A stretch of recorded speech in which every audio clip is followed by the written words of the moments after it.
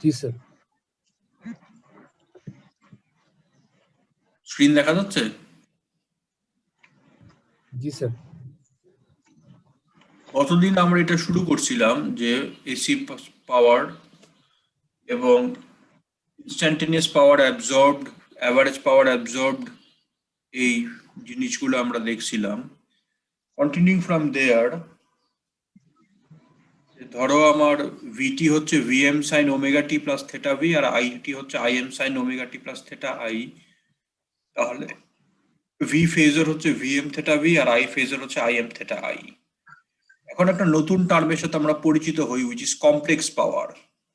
Complex পাওয়ারের সংজ্ঞা হচ্ছে এইটা, যে এস ফেজর সমান সমান half V phasor I phasor conjugate, I conjugate phasor. আমরা তো নিশ্চয়ই কনজুগেট কাকে বলে এখন বাই নাও বুঝি নাকি?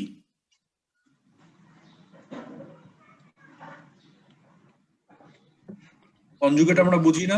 ইকুয়েশনের কনজুগেটটা বলতেছেন? না না, ইকুয়েশন কমপ্লেক্স নাম্বারে কনজুগেট কাকে বলে আমরা বুঝি না? জি স্যার। আর্গুমেন্ট নেগেটিভ হবে স্যার। Argument negative. সেটাই। সো সেটাই লিখছি আমি এখানে, ভি ফেজরের জায়গায় ভিএম থেটা ভি আর আই কনজুগেট ফেজরের জায়গায় আইএম মাইনাস থেটা আই। তো এটাকে কম্বাইন করলে আমরা লিখতে পারি half VM IM angle theta V minus theta I. তো এটা আমার পোলার ফর্মে আছে। আমি পোলার ফর্ম থেকে যদি কার্টিশিয়ান ফর্মে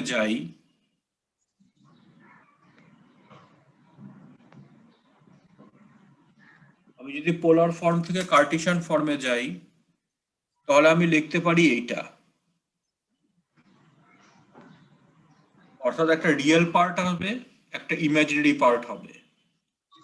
real part of complex power হচ্ছে পি আর imaginary part of complex power is Q, where P হচ্ছে V M I M by 2 cos theta v minus theta i আর কিউ হচ্ছে V M I M by 2 sin theta v minus theta i। Real part of complex পাওয়ারকে বলা হয় real power এবং imaginary part of complex পাওয়ারকে বলা হয় রিঅ্যাক্টিভ পাওয়ার। এবং কমপ্লেক্স পাওয়ারের যে ম্যাগনিটিউড, এই কমপ্লেক্স পাওয়ারের যে ম্যাগনিটিউড, এটাকে বলা হয় অ্যাপারেন্ট পাওয়ার।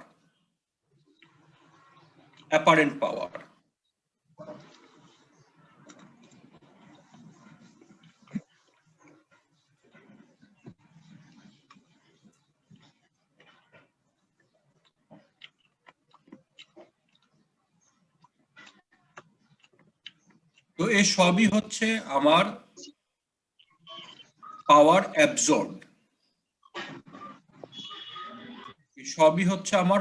অ্যাবজর্বড। কারণটা কি? কারণটা হচ্ছে প্যাসিভ সাইন কনভেনশন ফলোড হচ্ছে। এখানে ভিটি এটার পজিটিভ টার্মিনাল দিয়ে আই কারেন্ট এন্টার করতেছে, প্যাসিভ সাইন কনভেনশন ফলোড হচ্ছে। সো কমপ্লেক্স পাওয়ার অ্যাবজর্বড সেটার সূত্র হচ্ছে এইটা, রিয়েল পাওয়ার অ্যাবজর্বডের সূত্র হচ্ছে এইটা, রিঅ্যাক্টিভ পাওয়ার অ্যাবজর্বডের সূত্র এইটা, অ্যাপারেন্ট পাওয়ার অ্যাবজর্বডের সূত্র হচ্ছে এইটা। স্যার ওই সাইন আর কসটা কেমনে আসলো? Half V M I M theta V minus. হ্যাঁ, এটা তো তোমার পোলার ফর্মে না? জি স্যার। এটা থেকে তুমি যদি কার্টিশিয়ান ফর্মে যাও, ফেজরে তোমাকে আমি গতদিন আমি বলেছি না যে জি sir x plus J Y, x হচ্ছে r cos থিটা আর y হচ্ছে r sin থিটা। আচ্ছা, r cos থিটা আর sin থিটা। জি স্যার, বুঝা গেছে? জি স্যার। আচ্ছা, so real power absorbed, reactive power absorbed, apparent power absorbed, এই সূত্রগুলো আমাদের মনে রাখতে হবে। তো খেয়াল করে দেখো, এই যে রিয়েল পাওয়ার যেটা V M I M by 2 cos theta V minus theta I, আর এই যে অ্যাভারেজ পাওয়ার যেটা গতদিন আমরা দেখেছিলাম, একই সূত্র না?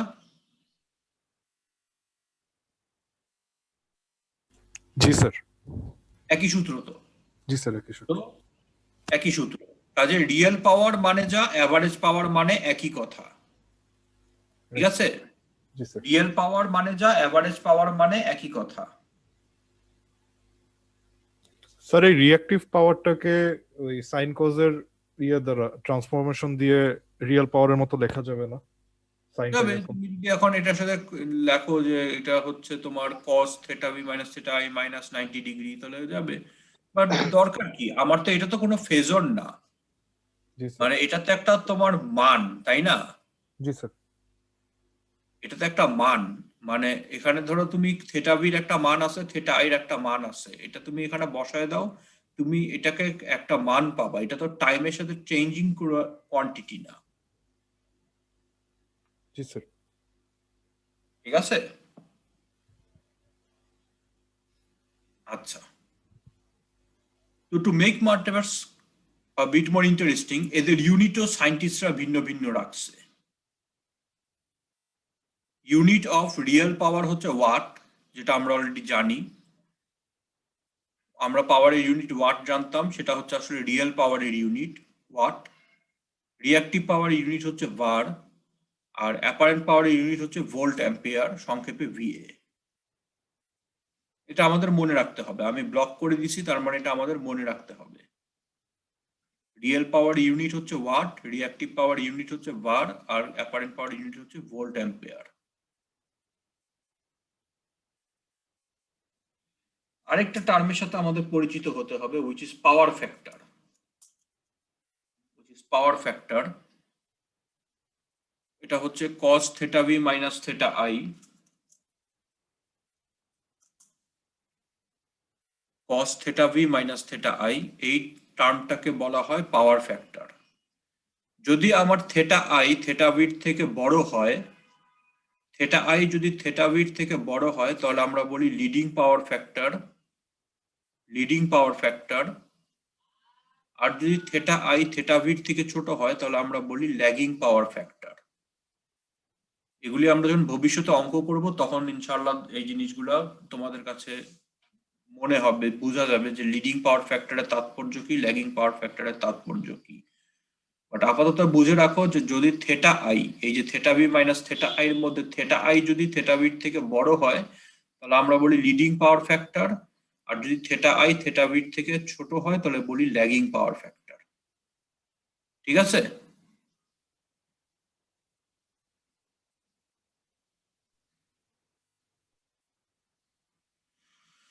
সো পাওয়ার ফ্যাক্টর অ্যাঙ্গেল হচ্ছে theta V minus theta I, এটা হচ্ছে পাওয়ার ফ্যাক্টর অ্যাঙ্গেল। তো in a circuit it is desirable to achieve a power factor close to unity, মানে 1 এর কাছাকাছি পাওয়ার ফ্যাক্টর যেন আমার হয়, এটা ডিজায়ারেবল। 1 এর থেকে যত দূরে হবে পাওয়ার ফ্যাক্টরের মান, তার মানে সার্কিটটা তত আনডিজায়ারেবল।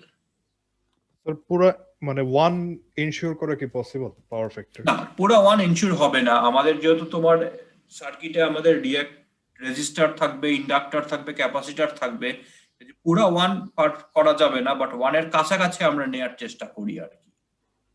আর ফেজ ঠিক আছে? ডিফারেন্সও তো থাকবে স্যার। হুম, ফেজ ডিফারেন্সও তো থাকবে। হ্যাঁ, না ফেজ ডিফারেন্স তো থাকবে, ওই তো সেটার জন্য তো বললাম ফেজ ডিফারেন্সটা তো আসতেছেই বিকজ অফ ওই রিঅ্যাক্টিভ এলিমেন্টস গুলোর জন্য, ইন্ডাক্টর সেম ক্যাপাসিটর। ফেজের হলে তো পাওয়ার ফ্যাক্টর 1ই হয়ে যায়। হ্যাঁ, অর্থাৎ আমার যদি সার্কিটে শুধু রেজিস্টার থাকতো তাহলে কোনো সমস্যা ছিল না, কিন্তু আমার সার্কিটে তো ইন্ডাক্টর ক্যাপাসিটর এগুলিও থাকে। জি স্যার। এগুলির কারণে তোমার যেটা হয় যে ইম্পিডেন্স গুলো চেঞ্জ হয়ে যায়। ইম্পিডেন্স গুলার কারণে তোমার যেটা হয় যে ফেজ ডিফারেন্স ইন্ট্রোডিউসড হয়, যার জন্য cos theta V minus theta I exactly 1 হয় না। তবে আমাদের টার্গেট থাকে এটাকে 1 এর কাছাকাছি বানানো। সেটা আমরা কেমনে বানাবো, সেটাকে বলা হয় পাওয়ার ফ্যাক্টর কারেকশন। এটা একটা রিয়েল লাইফ অঙ্ক দিয়ে আমরা ইনশাআল্লাহ দেখবো সামনে। ভবিষ্যতে আমরা একটা রিয়েল লাইফ প্রবলেম দিয়ে দেখবো যে পাওয়ার ফ্যাক্টর কারেকশন কিভাবে করে, পাওয়ার ফ্যাক্টরের মান তোমার 1 এর কাছাকাছি কেমনে করে উঠায় আর কি। একটা অঙ্ক আমরা দেখবো ইনশাআল্লাহ সামনে, তখন জিনিসটা ক্লিয়ার হবে আরো। ঠিক আছে?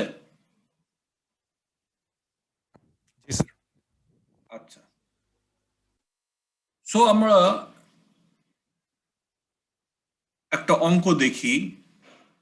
থিওরি আমরা অনেক পড়লাম। এসি সার্কিটের অ্যানালাইসিসের জন্য যেসব টুলস শেখা দরকার, এই যে কমপ্লেক্স নাম্বার নিয়ে কেমনে কাজ করতে হয় সেই টুলস গুলা এবং ফর্মুলা গুলাও আমাদের বেসিকলি প্রাথমিকভাবে শেখা হয়েছে। এখন আমাদেরকে কিছু ম্যাথমেটিক্যাল প্রবলেম চর্চা করার মাধ্যমে হাতকে আরো পাকা করতে হবে।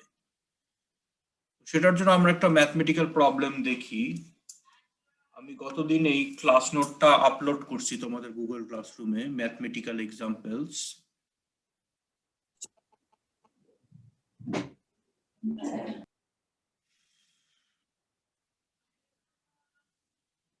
ধরো আমার একটা সার্কিট আছে, এরকম সিম্পল সিরিজ সার্কিট, যার ভোল্টেজটা হচ্ছে 20 sin 1000 t plus 40 degree volt. ভোল্টটা লিখতে ভুলে গেছি, ওইখানে ভোল্ট হবে। রেজিস্ট্যান্স হচ্ছে 30 ohms, ইন্ডাকটেন্স হচ্ছে 20 মিলি হেনরি, ক্যাপাসিট্যান্স হচ্ছে 40 মাইক্রোফ্যারাড। এদের অ্যাক্রসে ভোল্টেজ হচ্ছে VRT, VLT, VCT, আর কারেন্ট হচ্ছে IT। আমাকে বের করতে হবে হচ্ছে IT এর এক্সপ্রেশন, VRT, VLT, VCT এদের expression, the real reactive and apparent power supplied by the source, এই সোর্সটা যে real reactive apparent power source supply করতেছে সেটা, এবং the power factor of the circuit। তো এই ধরনের অঙ্কে, এই অঙ্কেতে ভোল্টেজটা কি টাইম ডোমেনে দেয়া আছে না, a sin omega t plus theta ফর্মে? জি স্যার। সো আমাদের এই ধরনের অঙ্কে প্রথম টার্গেট থাকবে টাইম ডোমেন থেকে ফেজার ডোমেনে সার্কিটটাকে রূপান্তরিত করা। টাইম ডোমেন থেকে ফেজার ডোমেনে সার্কিটটাকে রূপান্তরিত করাই হবে আমাদের সার্কিটের, আমাদের অ্যানালাইসিসের প্রথম টাস্ক। তো ফেজার ডোমেনের অপর নাম হচ্ছে ফ্রিকোয়েন্সি ডোমেন। ঠিক আছে, তোমরা হয়তো বইতে পড়ে থাকতে পারো, বই যদি পড়ো আর কি, মানে টেক্সট বই যেগুলি দিছি আমি, সেখানে হয়তো ফেজর ডোমেন না ইউজ করে হয়তো ফ্রিকোয়েন্সি ডোমেন টার্মটাও ইউজ করা হতে পারে। একই কথা, ফেজর ডোমেন মানে যা, ফ্রিকোয়েন্সি ডোমেন মানে একই কথা। তো ফেজর ডোমেনে যাওয়ার জন্য আমাদের যেটা করতে হবে সেটা হচ্ছে যে এই ভোল্টেজটাকে ফেজর ফর্মে নিতে হবে, এ থেটা ফর্মে নিতে হবে, এবং আমাদেরকে এই রেজিস্ট্যান্স, ইন্ডাকটেন্স এবং ক্যাপাসিটেন্সকে ইম্পিডেন্স ফর্মে নিতে হবে, এদেরকে ইম্পিডেন্স ফর্মে নিতে হবে। সো ফেজর ডোমেনে যাওয়ার উদ্দেশ্য হচ্ছে আমাদের অ্যানালাইসিসটা সিম্পলিফাই করা, ইজিয়ার করা। তার জন্য আমাদের যেটা করতে হবে যে এই ভোল্টেজটাকে ফেজর ডোমেনে নিতে হবে এবং এই রেজিস্ট্যান্স, ইন্ডাকটেন্স, ক্যাপাসিটেন্সকে ইম্পিডেন্স ফর্মে নিতে হবে। তো ওমেগার মান কত? 1000 না? জি sir, 1000 radians per second. Omega তো 1000। জি স্যার। তাহলে আমরা এর আগের ক্লাসগুলোতে দেখছি যে impedance of a resistor is equal to is resistance. তাহলে ZR হচ্ছে 30 ohms, জি স্যার। ZL হচ্ছে J ওমেগা L। এই ফর্মুলাগুলো বৃদ্ধ হওয়ার আগ পর্যন্ত ভোলা যাবে না, আগেই বলছি। ZL হচ্ছে J ওমেগা L অর্থাৎ 20 J ohms, এবং ZC হচ্ছে minus J by omega C minus 25 J ohms। তো স্টুডেন্টরা যেটা টিপিক্যালি ভুল করে সেটা হচ্ছে যে মিলি, মাইক্রো, ন্যানো, পিকো এগুলিতে গোলমাল পেঁচায় ফেলে, যার জন্য তাদের রেজাল্টটাও ভুল এসে যায়। তো আমরা তো বুঝি মিলি, মাইক্রো, ন্যানো, পিকো এগুলি বুঝি না? জি স্যার, 10 এর উপর পাওয়ার আর কি। গুড। তাহলে ফেজর ডোমেন বা ফ্রিকোয়েন্সি ডোমেনের সার্কিটটা আমার দেখতে হবে এরকম। ফেজর ডোমেনের সার্কিটটা দেখতে হচ্ছে আমার এরকম, যে ইনপুট ভোল্টেজটা হচ্ছে 20-40 ডিগ্রি ভোল্ট, এটা 30 ohms, এটা 20 J ohms, এটা মাইনাস 25 J ohms, এটা VR, এটা VL, এটা VC। ঠিক আছে, in phasor form of course. Sir ওই ভোল্টেজের যে মানে ভোল্টেজ সোর্সের যে মাঝখানে একটা বাঁকানো সাইন আছে, ওইটা মানে কি, মানে এসি ভোল্টেজ? মানে সাইনটার মাঝখানে স্যার, সাইনটার মাঝখানে। আচ্ছা আচ্ছা, হ্যাঁ, এটা মানে AC voltage, sinusoidal AC voltage আর কি। আচ্ছা AC voltage, AC sine, yes you are right. এটা হচ্ছে এসি, এটাকে ইন্ডিকেট করার জন্য এসি এই সাইনটা দেয়া হয়, সাইনোসয়েডাল এসি আর কি। আমাদের তো সাইন ওয়েভ নিয়ে কাজ করবো, এর জন্য এখানে সাইনোসয়েডাল সাইনটা দিছি। জি স্যার। সাইনের সাইন, সাইন মানে সাইন ওয়েভের চিহ্ন। আচ্ছা, এখন ধরো আজকে যদি আমরা 1-1-এ থাকতাম, এটা ধরো 30 ওহমস, এটা ধরো 20 ওহমস, আর এটা 25 ওহমস। এই ভোল্টেজটা হচ্ছে সে 20 ভোল্ট। তোমাকে যদি আমি বলতাম যে এই ভোল্টেজ গুলা বের করো আর এই কারেন্টটা বের করো, করা যেত না? জি স্যার। কি করতাম আমরা কারেন্ট বের করার জন্য? ভি বাই আর, মানে উপরে আই ফেজার, মানে ভি ফেজার, আর নিচে হতেছে তিনটার মানে হ্যাঁ, ইকুইভ্যালেন্ট। মানে আমরা 1-1-এ থাকলে, মানে 1-1-এর কনসেপ্ট অনুযায়ী ভোল্টেজ আমরা ডিভাইডার। হ্যাঁ, আমরা যেটা করতাম সেটা হচ্ছে যে আমরা ভোল্টেজ ডিভিশন রুল দিয়ে বের করতে পারতাম। সেইভাবে একটা উপায় আছে, ফাইন, নো প্রবলেম। আরেকটা হচ্ছে কারেন্ট বের করতাম আমরা কেমনে, এই টোটাল ভোল্টেজটাকে টোটাল রেজিস্ট্যান্স দিয়ে ভাগ দিতাম, তাই না? জি স্যার। সেম কনসেপ্ট আমরা এখানে অ্যাপ্লাই করব। কনসেপ্টটা দ্য কনসেপ্ট ইজ যে এখানে আমার এগুলি হচ্ছে ইম্পিডেন্স, ঠিক আছে? কিন্তু কনসেপ্টটা কিন্তু সেম। অর্থাৎ আমি কারেন্টটা বের করব by dividing this total voltage by total impedance. সেটাই করছি এখানে। দেখো, এই যে ভোল্টেজটা আমার 20-40 ডিগ্রি, আর ইম্পিডেন্স হচ্ছে আমার, যেহেতু সিরিজে লাগানো এই তিনজন, কাজে এই তিনজনকে আমার জাস্ট যোগ করতে হবে। 30 + 20J - 25J = 30 - 5J। গতদিন আমরা দেখছি যে কিভাবে কমপ্লেক্স নাম্বার নিয়ে কাজ করতে হয়। এটা আমার পোলার ফর্মে, এটা আমার কার্টিশিয়ান ফর্মে, কোনো সমস্যা নাই। Polar form by Cartesian form, final রেজাল্টটা আমি যদি পোলার ফর্মে নেই, then I will get this result.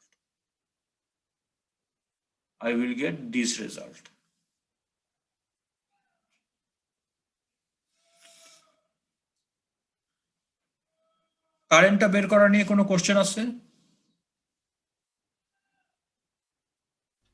No sir. আচ্ছা, তো কারেন্টটা বের করলাম আমরা। এখন ধরো ভোল্টেজটা তুমি এই ভোল্টেজ গুলা ভিআর, ভিএল, ভিসি তুমি ভোল্টেজ ডিভিশন রুল দিয়েও বের করতে পারো, অথবা তুমি দেখো এই ভোল্টেজটা কি, এই ইম্পিডেন্স ইনটু এই কারেন্ট না? জি স্যার। এই যে অর্থাৎ আই ইনটু জেড আর,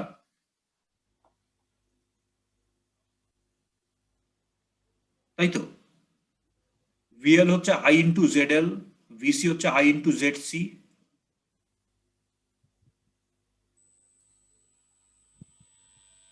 ঠিক কিনা? জি স্যার। তাই করছি। অর্থাৎ জেড আর এর মান হচ্ছে 30 ওহমস। এই যে 30 দিয়ে গুণ দিছি আই ফেজরকে, মান পাইছি এত। আই কে 20J দিয়ে গুণ দিছি, মান পাইছি এত। আই কে -25J দিয়ে গুণ দিছি, মান পাইছি এত।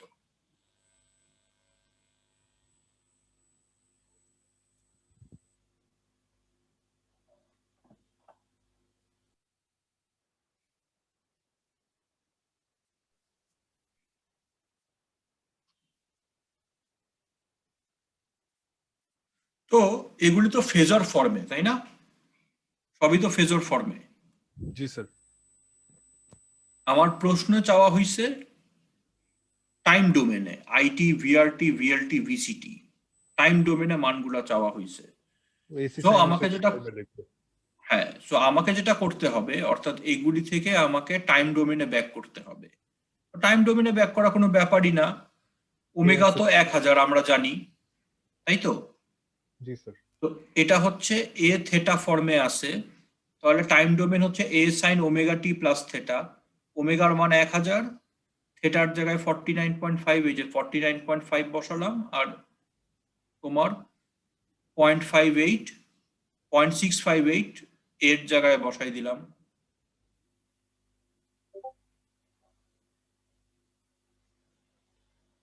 ঠিক আছে? জি স্যার। একইভাবে ভিআরটি আমরা বের করলাম, ভিএলটি বের করলাম, বিসিটি বের করলাম। ফেজর ডোমেন থেকে টাইম ডোমেনে গেছি, আর কিছুই করি নাই। ফেজর ডোমেন থেকে টাইম ডোমেনে ব্যাক করছি, বিকজ আমাকে প্রশ্নে চাওয়া হয়েছে টাইম ডোমেনে অ্যান্সার গুলা দেওয়ার জন্য। আচ্ছা, তো এটা আমরা করলাম। পার্ট বি হচ্ছে real, reactive and apparent power supplied by the source. তো এই সার্কিটটা একেবারে সিম্পলিফাই যদি আমরা করি, তাহলে এরকম একটা সার্কিটে রূপান্তরিত করতে পারি না? টোটাল ইম্পিডেন্স হচ্ছে আমার 30-5J ওহমস, ভোল্টেজ হচ্ছে ইনপুট ভোল্টেজ এত, আর এই কারেন্টটা হচ্ছে এই যে এত 0.658 49.5 ডিগ্রি, তাই না?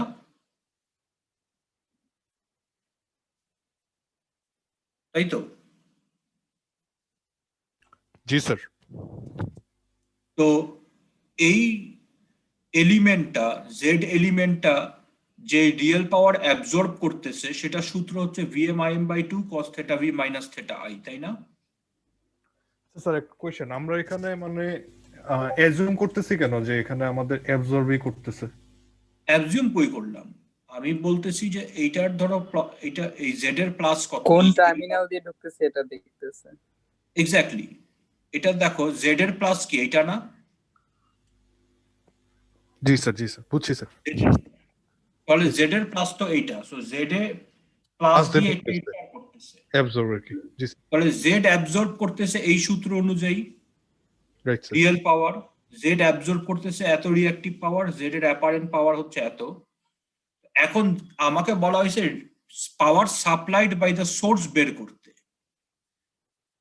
তো সোর্সের পাওয়ারটা আমাকে বের করতে হবে কতখানি সে সাপ্লাই করতেছে। আচ্ছা এখানে খেয়াল করে দেখো, এখানে শুধু সোর্স আছে আর একটা লোড আছে, তাই না? আর তো কিছু নাই। সোর্স আছে আর একটা তোমার জাস্ট ইম্পিডেন্স আছে, আর তো কিছু নাই। তো আমি কি বলতে পারি এই লোডটা যত রিয়েল পাওয়ার অ্যাবজর্ব করবে সেটা সাপ্লাই করতেছে এই সোর্সটাই? জি স্যার। অর্থাৎ ধরো শুধু আমি আর তুমি আছি, আমি তোমাকে 100 টাকা দিলাম, তো আমি কি বলতে পারি যে আমার দান সমান সমান তোমার উপার্জন? জি স্যার। অর্থাৎ উল্টাটা আমি এখানে অ্যাপ্লাই করছি যে এর উপার্জন এ অ্যাবজর্ব করতেছে হচ্ছে এত পাওয়ার, এত ওয়াট। তাহলে আমি বলতে পারি যে এত ওয়াট সাপ্লাই কে করতেছে? এই সোর্সই করতেছে। Right sir. সেটাই লিখছি যে রিয়েল পাওয়ার সাপ্লাইড হচ্ছে Vm/2 cos θ v minus θ I সমান সমান এত ওয়াট। রিঅ্যাক্টিভ পাওয়ার হচ্ছে Vm/2 sin θ v minus θ I এত বার। অ্যাপারেন্ট পাওয়ার সাপ্লাইড হচ্ছে এত ভোল্ট অ্যাম্পিয়ার। তো স্টুডেন্টরা যেটা ভুল করে সে রিঅ্যাক্টিভ পাওয়ারে, সেটা হচ্ছে যে এখানে ক্যালকুলেটরে তুমি যদি সব মানগুলা বসায় ক্যালকুলেট করো একটা মাইনাস পাবা। স্টুডেন্টরা অতি পণ্ডিতি করে মাইনাসটা বাদ দিয়ে দেয়, কিন্তু এটা বাদ দিয়ে দিলে কিন্তু ভুল হবে, কারণ মাইনাসের এখানে একটা তাৎপর্য আছে। মাইনাসের তাৎপর্য কি? মাইনাসের তাৎপর্য হচ্ছে যে আমি যদি বলি সাপোজ তোমাকে যে আমি দান করছি -100 টাকা, ঠিক আছে? এই কথাটা আসলে মানে কি? আমি 100 টাকাও গেইন করছি, তাই না? জি স্যার। এটার মানে এটা না? জি স্যার। কাজে এখানেও কিন্তু মাইনাসের একটা তাৎপর্য আছে। এখানে মাইনাস মানে হচ্ছে যে এই সোর্সটা ইনফ্যাক্ট রিঅ্যাক্টিভ পাওয়ার অ্যাবজর্ব করতেছে, সে বাস্তবে সে রিঅ্যাক্টিভ পাওয়ার অ্যাবজর্ব করতেছে, সে রিঅ্যাক্টিভ পাওয়ার সাপ্লাই করতেছে না, সে বাস্তবে রিঅ্যাক্টিভ পাওয়ার এটার থেকে অ্যাবজর্ব করতেছে, ঠিক আছে? জি স্যার। আচ্ছা, তো এটা থেকে সাপ্লাইড দিলাম কেন? মানে আমরা কি এখানে এই ভোল্টেজ সোর্সটার ইয়েতে বা ভোল্টেজ সোর্সের কারেন্ট সোর্সের সাপেক্ষে করতেছি, নাকি এখানে আমরা ইম্পিডেন্সের যে ম্যাটেরিয়াল সেটার সাপেক্ষে এখানে পাওয়ার গুলা বের হ্যাঁ, আমাকে কোশ্চেনে বলে দিছে যে সাপ্লাইড বাই দ্য সোর্স বের করতে হবে। করতেছি? জি স্যার। আমাকে কোশ্চেনে বলা হয়েছে এটা। মানে আমরা স্যার ইম্পিডেন্সের যে ম্যাটেরিয়াল ওইটার অ্যাবজর্বটা কাউন্ট করতেছি টেকনিক্যালি। হ্যাঁ এক্স্যাক্টলি, আমরা ইম্পিডেন্সটা যেটা অ্যাবজর্ব করতেছে সেটা কাউন্ট করতেছি, সেটা হিসাব করতেছি, আর এ যে অ্যাবজর্ব করবে সেই তো সাপ্লাই করবে। জি স্যার। কাজে এর জন্য যদিও reactive power absorb by Z, এখানে টেকনিক্যালি হওয়া উচিত ছিল লেখা আমার real power absorb by Z equal to এত, জি sir. Reactive power absorb by Z এত, apparent power absorb by Z equal to এত। বাট যেহেতু power absorb by Z equal to power supplied by source, এর জন্য আমি এখানে real power supplied সরাসরি লিখে দিছি। তার ঠিক মানে আছে? স্যার যে মাইনাসটা যে আসছে টেকনিক্যালি ওইটা ইম্পিডেন্সটা সেটা সাপ্লাই করছে আর এটা এক্স্যাক্টলি, অ্যাবজর্ব করছে, সোর্সটা এক্স্যাক্টলি, অ্যাবজর্ব করছে। Exactly, exactly, exactly. আচ্ছা স্যার। ঠিক আছে? জি স্যার। আচ্ছা। আর অ্যাপারেন্ট পাওয়ার সাপ্লাইড হচ্ছে এত ভোল্ট অ্যাম্পিয়ার। এই যে দেখো ইউনিট গুলা কিন্তু আসছে, এই যে watt, var, volt ampere, VA। জি স্যার। কাজে ইউনিট গুলো ইম্পর্টেন্ট। ফাইনালি আসে আমরা পাওয়ার ফ্যাক্টরে, cos θ v minus θ i। So θ v হচ্ছে 40 ডিগ্রি, θ i আমার এই যে আমরা বের করছি 49.5। সো θ v মাইনাস θ i এটা করলে আমার এটার মান আসে 0.986। কিন্তু আমাকে শুধু এতখানি লিখলে চলবে না, আমাকে বলতে হবে এটা লিডিং না ল্যাগিং পাওয়ার ফ্যাক্টর। এখানে দেখো যে 49.5 ইজ গ্রেটার দেন 40, তাই না? জি স্যার। তাই তো? তার মানে এটা leading power factor. θ i greater than θ v, so leading power factor. ঠিক আছে? জি স্যার। জি স্যার। দেখো এই অঙ্কটা নিয়ে কোনো কোশ্চেন আছে কিনা?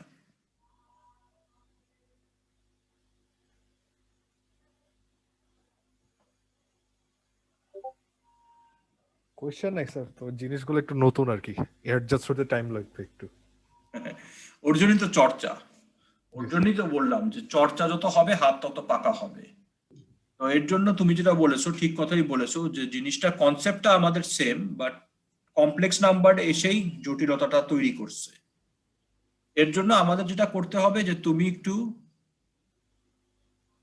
তোমরা যেটা করবা সেটা হচ্ছে যে এই জিনিসগুলো নিজেরা হাতে কলমে প্র্যাকটিস করবা, বাসায় ক্যালকুলেটরে দেখবা যে এইটা বাই এইটা আদৌ এটা আসে কিনা, এই দুইটাকে গুণ করে আদৌ এগুলি আসে কিনা, এগুলি তোমরা নিজেরা প্র্যাকটিস করে দেখবা। ঠিক আছে? দেখলে তোমাদেরই হাত পাকা হবে, আমার তো কোনো লাভ নাই।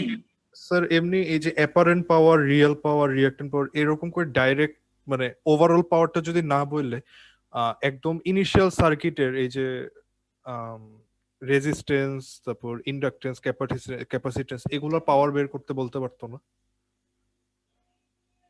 হ্যাঁ পারতো। তো আমরা অ্যাজ উই গো বাই আমরা দেখতে পাবো আর কি। ধরো যা বললো যে পাওয়ার অ্যাবজর্ব বাই দিস ইন্ডাক্টর, তাই তো? জি স্যার। জি স্যার। হ্যাঁ, পাওয়ার অ্যাবজর্ব বাই দিস ইন্ডাক্টর, তো যেটা হবে যে এই ইন্ডাক্টরের অ্যাক্রসে যে ভোল্টেজ আছে, এখন পাওয়ার অ্যাবজর্ব যদি বলে দেয়, ঠিক আছে, তো তোমাকে কিন্তু এটা উল্লেখ করবে যে তোমার এটা হচ্ছে কি power absorb by the inductor, real power নাকি রিঅ্যাক্টিভ পাওয়ার না কি পাওয়ার। যদি কিছু না বলা থাকে, এটা গুড কোশ্চেন। এমনি তো এমনি আমরা জেনে রাখি যে রিয়েল পাওয়ার অ্যাবজর্ব করে হচ্ছে রেজিস্টার, ঠিক আছে, জি স্যার। আর রিঅ্যাক্টিভ পাওয়ার অ্যাবজর্ব করে ইন্ডাক্টর, আর রিঅ্যাক্টিভ পাওয়ার সাপ্লাই করে ক্যাপাসিটর। জি স্যার। ঠিক আছে? এটা তুমি এটা সূত্রে বসাইলেই দেখতে পাবা। তুমি যদি এই সূত্রে যাও, এই যে সূত্রটা আমার, এই যে সূত্র, এই সূত্রে যদি যাও তাহলে দেখবা যে ইন্ডাক্টরের ক্ষেত্রে, সরি রেজিস্টারের ক্ষেত্রে থেটা ভি আর থেটা আই সমান, তাই না? No phase difference. Right sir. কাজে পি এর মান ভিএম আই এম বাই 2 আর কিউর মান হচ্ছে 0, জি স্যার। তাই না? জি স্যার। পি হচ্ছে VM I M by 2, Q হচ্ছে 0 for a resistor. For a inductor theta V minus theta I হচ্ছে 90 ডিগ্রি, মানে রিয়েল তাই না? পাওয়ার। জি স্যার। তাহলে এইটা 0, এইটা হচ্ছে VM I M by 2। Right sir. আর ক্যাপাসিটরের জন্য দেখবা যে এইটা হচ্ছে 0, এটা হচ্ছে minus V M I M by 2। জি স্যার। বুঝতে পারছো? জি স্যার। মানে ক্যাপাসিটরের ক্ষেত্রে এটা সাপ্লাইড হবে আর কি। Exactly, capacitor reactive power supply করে, ইন্ডাক্টর রিঅ্যাক্টিভ পাওয়ার অ্যাবজর্ব করে, আর রেজিস্টার রিয়েল পাওয়ার অ্যাবজর্ব করে। ঠিক আছে? এটা একটা ভালো প্রশ্ন ছিল, এটাকে বোঝা গেছে? বাকি স্টুডেন্টরা তোমরা বুঝতে পারছো কি বলছে? জি স্যার, যে স্পেসিফিক এলিমেন্ট দিয়ে পাওয়ার যদি এন্টার করে অথবা বের হয় তাহলে কিভাবে বের করবে? হ্যাঁ, অ্যাজ উই গো অ্যালং আমরা এরকম অঙ্ক টঙ্ক করব, কিন্তু যেটা বললাম যে আমাদের ফর্মুলাগুলো যদি সেম থাকে, ওই ফর্মুলাগুলো তো সেমই থাকবে, যে ফর্মুলাগুলো অ্যাপ্রোপ্রিয়েট এলিমেন্টেড ক্যারেক্টারিস্টিক্স ইনসার্ট করলে দেখবা যে কোনটার মান 0 আসে, কোনটার মান পজিটিভ আসে, কোনটার মান নেগেটিভ আসে। ঠিক আছে? জি স্যার। আচ্ছা, জি স্যার। তো এই অঙ্কটা তোমরা দেখো, আমি একটু তোমাদের অ্যাটেন্ডেন্সটা নিয়ে নেই, দেখি যে কারা কারা আছে। 48 জনের মতো আছো তোমরা, তো ভালো অ্যাটেন্ডেন্সই আছে বুঝতে পারতেছি।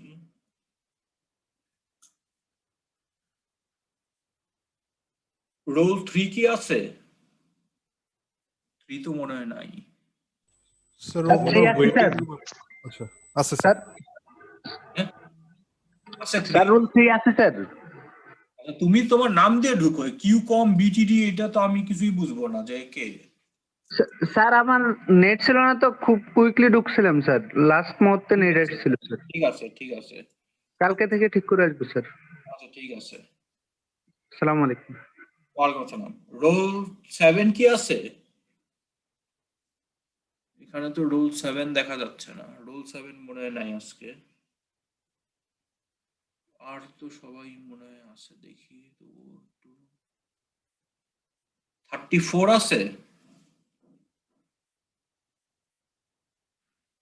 34 নাই, 34 কে পাচ্ছি না। আর 55 কি আছে? 55 ও দেখতেছি নাই। 55 নাই, 3 জন অ্যাবসেন্ট আছে, 7, 34, 55। আচ্ছা,